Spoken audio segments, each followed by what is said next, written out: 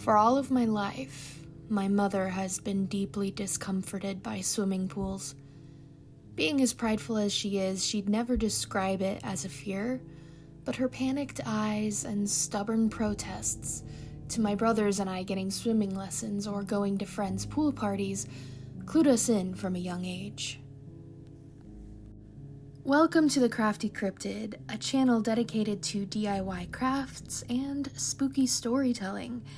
If this is your kind of thing, then please hit subscribe and ding the notification bell so you'll always be updated when I make my bi-weekly posts. Today, we're going to listen to an r/NOSLEEP story called The Surface by user firecandyy. It was nominated in December of 2022 as one of the best r/NOSLEEP stories. So with that said, let's dive right in to The Surface. On the contrary, I always adored swimming. When we'd visit my dad every other weekend, he'd let Jason, Ben, and I go to the public town pool. Never telling Mom, of course, but she was being unreasonable, Dad would mutter with an eye roll. We were from the sweltering south of Georgia, after all. Pools were everywhere. At the public pool, Dad would let us splash around and do whatever we wanted, trusting the lifeguards to do their job. For 3 young boys, it was heaven. We'd spend long, hot days leaping off the high dive, searching for coins on the pool floor, and having belly flop competitions that nearly always got an adult yelling at us. And luckily, the lifeguards did do their job, because once, while having a breath-holding competition, my middle brother, Ben, lost consciousness underwater. I remember it so clearly. The clear, velvety coolness surrounding me, the pressurized hum in my ears, the sting in my open eyes. Watching as Ben's muscles went slack, his mouth opening lazily as he floated up to the surface. 7 years old and ignorant of the danger, I let myself enjoy the peaceful weightlessness of being suspended underwater for another moment. This was my favorite game, and I was ready to gloat. My oldest brother, Jason, had dropped out before either of us, so with Ben out, I was the winner.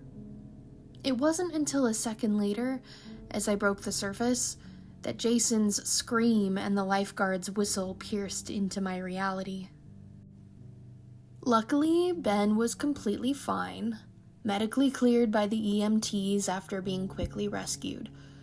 Dad, Jason, and I desperately attempted to convince my mom that Ben being okay was indicative of the fact that her fears were unnecessary. After all, he ended up perfectly fine. But of course, Mom didn't buy it. She insisted that we should, quote, never underestimate the surface. Now, apparently just the sight of the rippling pool water was enough to trigger her neuroses. We all felt a little resentful over her weird phobia, but her fight with Dad for going behind her back was intense, to put it lightly. So we stopped going to the town pool. Instead, Mom let us play around in the creek near her place. It was rushing and alive and splashing up to our knees. My brothers had fun making traps for crawfish and cooling off from the heat, but I couldn't help feeling there was no comparison to the experience of sinking into the still, clear realm of a swimming pool. It wasn't until years later that I got the pleasure of being underwater once more. Dad had finally saved enough to buy a house of his own. My brothers and I rejoiced. I was verging on teenagehood now, and both of them already were there. Not having to share a room in a 2-bedroom apartment was much better for us. Plus, this place even had an in-ground pool. My brothers devolved into fantasies of throwing raging pool parties, impressing their bikini-clad crushes, but all I could think about was the smooth, relaxing pressure of chlorinated water surrounding me again. My mother's face went white when she brought us over to spend our first weekend there, but at our ages, she knew banning it just wouldn't work. Instead, she insisted we swear to follow her rules. Jason, Ben, and I were all sat down on Dad's ratty living room couch and given a stern talking to. My father looked quietly exasperated in the corner while Mom paced back and forth in front of us. 1. We all must learn basic pool safety. No glass near the pool, no diving in shallow water, no breath-holding competitions with one another. This last one was punctuated with an especially fierce glare. 2. We must not fool around near the edge of the pool lest we slip and crack our skulls open. 3. We must not swim right after eating to avoid getting a cramp and drowning. 4. We must not swim while intoxicated. Not that we should be getting drunk at our ages, she reminded us. 5. And most important of all, we must never, ever, ever go swimming in the pool alone. After all, we could never underestimate the surface, she stressed. We agreed quickly, of course. They weren't exactly complicated rules, and nothing we hadn't heard before from every lifeguard at the public pool who ever reprimanded us. Besides, it wasn't like her rules mattered much in Dad's house. My father may have become more compliant after the fight post-Ben's accident, but he was still the more easygoing parent by far. Thus began our new life with our new pool. From the time we got to my dad's to the time we left, we were swimming and splashing. Each Sunday night when Mom picked us up, our fingers were pruny and our hair stank of chlorine. She'd purse her lips, but keep quiet. Holding on to the cliff's edge of puberty with the weight of constantly sniping divorced parents and increasingly distant older brothers, Dad's pool became my serenity. When I experienced the sensory deprivation of being held by the water, I could finally relax and shed the stress of the 2 weeks in between our visits. My brothers would have cannonball competitions and set up elaborate games, but I realized I was far more content to sit on the bottom in pure meditative bliss until my lungs ached and I had to return to the surface. After a couple of months, however, the pool magic wore off of Jason and Ben. They'd still come swim with me sometimes, but often they wanted to go do other activities on Dad's custody days. I started to be dragged to the movie theater, laser tag, the baseball field. It frustrated me to lose my favorite activity, but I was outnumbered. One day, I felt I'd had enough following the rules of my parents. For the first time, I faked sick to avoid attending the basketball court with my brothers and father. Dad offered to reschedule their plans, but I assured him I just needed to rest. With my brothers cajoling him to bring them out, he overcame his hesitations. I watched their car drive off with mixed excitement and rebellious anxiety spiking my heart rate. I stepped out into the backyard, watching the gleaming reflections on the surface of the pool. It was a perfect day to swim. A beating sun with a light breeze. My toes created infinite ripples as I made contact with the water. I slid in, enjoying the sensation of my body temperature reaching thermal equilibrium with the water. Pure, unadulterated relaxation. It was up to my collarbone now, and it was time for my favorite part. I took a deep breath in through my nose, then exhaled slowly through my mouth. I'd learned that this slowed my heart rate and let me stay under for longer. When I was sufficiently calm, I filled my lungs with air and dived to the bottom. Gentle pressure surrounded me better than any weighted blanket. I heard the low, staticky buzz of my inner ear adjusting to the depth. Misshapen bubbles swirled from my nose, and I opened my eyes to a wavy, cool-toned world. No need to exhaust myself on the first dive of the afternoon, I lazily determined. I'll work up to spending a long stretch down here. Slowly, I headed back to the surface. I let my eyes close as I floated upwards, thanks to the air I still had stored. All that existed was the smooth movement of my body through the liquid world. Until my head collided with something right above me. Stunned, I nearly inhaled water. My head throbbed, and it took a second to realize which way was up and which was down. When I finally got a grip on my surroundings, I looked to the sky. What had I hit?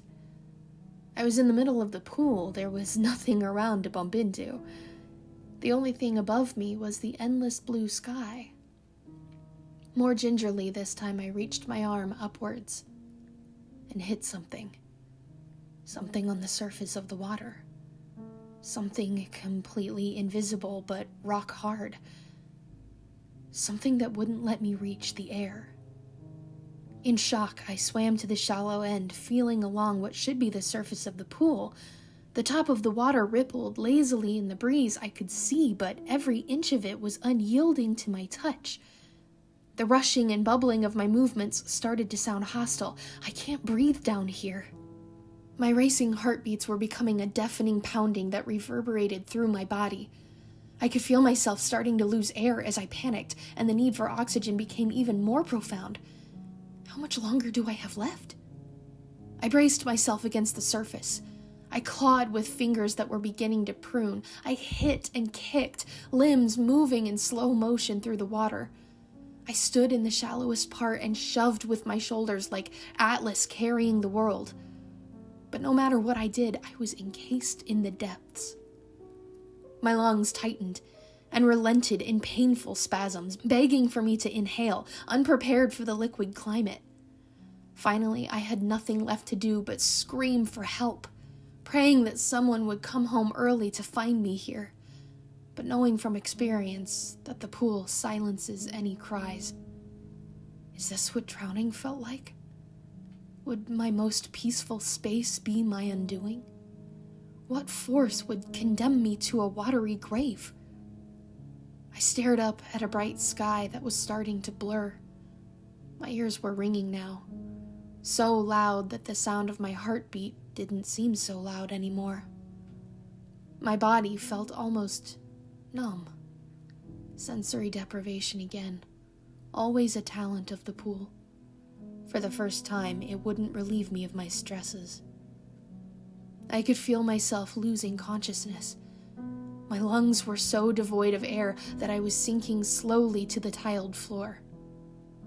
In a last dizzy moment, I raised a hand, and the tip of my fingers felt a breeze. I don't remember forcing myself to the surface. I don't remember collapsing on the pavement of the backyard. I don't remember coughing up water I'd inhaled while screaming. All I remember is waking with my cheek pressed against rough cement, gulping down heavy, tight mouthfuls of air, my skin frying in the afternoon sun, my family's panicked cries upon returning home.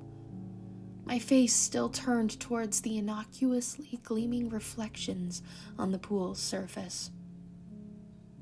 I told my family, of course. This was met with unsure glances between one another, and my father's whispered question to my doctor, was there maybe some damage to his brain? I was still a kid, after all, and it wasn't improbable to anyone that I'd manufactured an imaginary evil to deal with my accidental drowning. After all, the pool was still just a normal pool. Or, it wasn't improbable to anyone but my mother. After agitatedly repeating my story at the hospital until my sore throat gave out, I was told to go home and rest. Lying in bed that night with every light on, frightened of even the cup of water on my desk, I flinched as Mom crept in. She sat on my bed and rested her hand softly on mine. I met her eyes, loving but deadly serious. You were lucky this time. It had mercy on you. That won't happen again. I tried to warn you. Her gaze intensified, and I could see that her fear was rooted in knowledge of dangers I'd only just glimpsed. never underestimate the surface. I hope you enjoyed this story. If you'd like to see more videos like this, then please subscribe to the channel and ding that notification bell so that YouTube will stop hiding my bi-weekly uploads from you. Also, leave a like and a comment for the YouTube algorithm. And if you have any suggestions for any future Reddit stories or cryptid sightings or true crime cases that you'd like me to cover, go ahead and tell me. Thank you so much for your support in 2022, and I am looking forward to another year of spooky stories. My work schedule has changed a little bit, so I'm going to be dropping down to bi-weekly uploads. I hope you enjoyed this video, and I hope to see you next time. Thanks everyone, and come back soon, cryptids.